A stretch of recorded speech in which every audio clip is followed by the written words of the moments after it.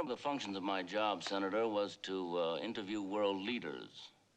You probably know what it's like to be interviewed, Senator, and I think that you can appreciate that a good reporter has to win the confidence and trust of people if he's to write anything perceptive about them. I've never read anything perceptive about me. Well, I haven't interviewed you. I will now yield to my distinguished friend from the nation's dairyland, Senator Macon. Sir, I thought this was a very poor nomination when it came down, and I still do. Mr. MacWhite, let's get into your war record. You were in Sarkhan during the war? Yes, my plane was shot down and I bailed out. Why'd they give you the Silver Star? Well, as you know from the citation... I don't know anything, Mr. MacWhite. The record's blank until you fill it in. The award was given for sabotage activities behind enemy lines. Sarkhan was under Japanese occupation at the time, and I fought with the Sarkhanese underground.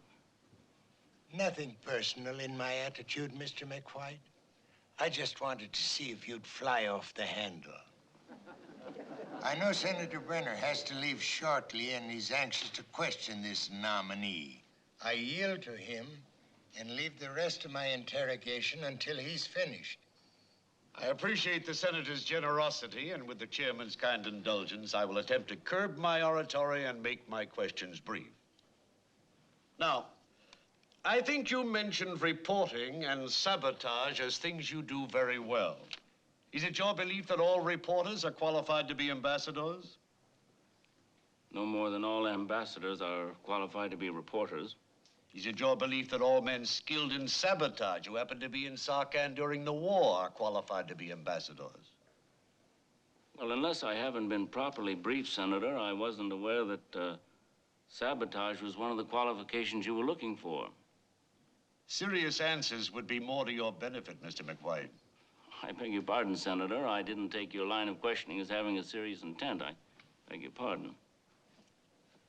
Now, according to your dossier, your chief qualification seems to be your friendship with this man, Chai Kyang.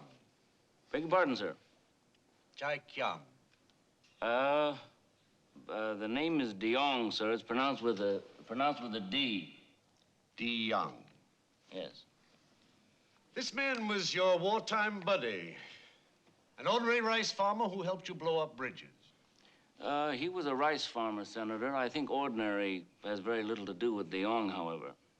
An extraordinary rice farmer. The record stands corrected. Does this man hold public office? He was offered the prime ministership, which he felt he didn't have enough education or polish to accept. So he stepped aside after he led his people to revolution. The answer is no. Can you say why your friendship with this man, who has no say in his government's policies, should qualify you? Yes, I think I can, Senator. DeYoung is as important to Sarkhan as de Gaulle was to France before he resumed the presidency.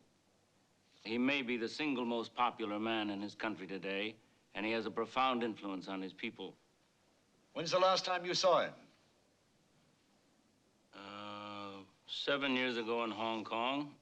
We spent a day together. The time before that was 1948 in Bangkok. I think it was a weekend, I'm not sure. We'd been celebrating our reunion with a touch of rice wine, as I recall. Both times were before Sarkhan gained independence. That's right. What'd you talk about? I don't know. Personal things. Don't you remember what you talked about? Oh, I think we discussed whatever good friends talk about, personal things. I think we discussed life, the ladies. As a matter of fact, I think we spend most of our time laughing. But not politics. I don't recall. We might have touched on the subject. Do you write to each other frequently? Yes, so do our wives.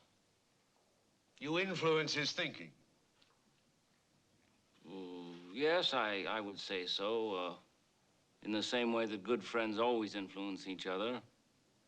During the war, he was very curious about democracy, and I gave him my views. Does he share them?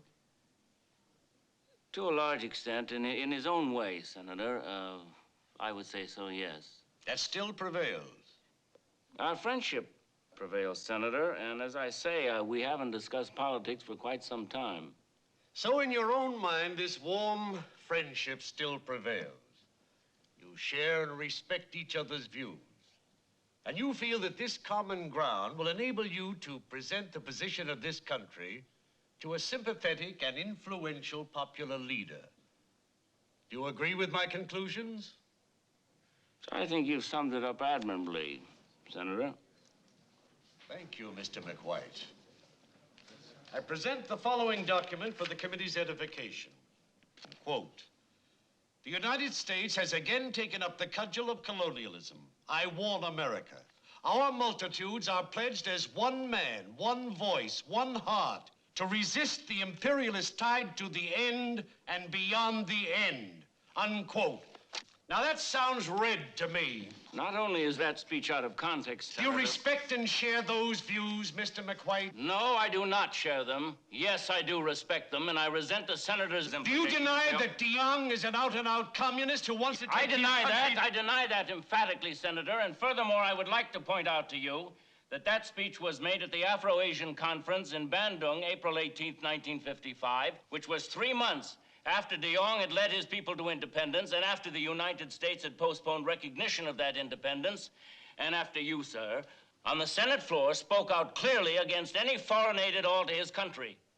Now I submit that DeYoung had cause for passion, but those are not the views he holds today.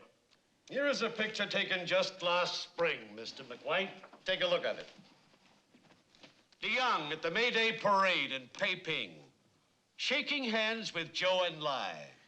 Senator, I can show you countless photographs of the president shaking hands with Khrushchev. Now, on those grounds, are you willing to call the president of the United States a communist as well? I'm willing to call you not well informed enough to represent this country.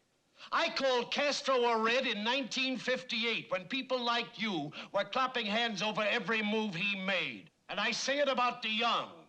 What have you to offer except blind faith that DeYoung is not a communist?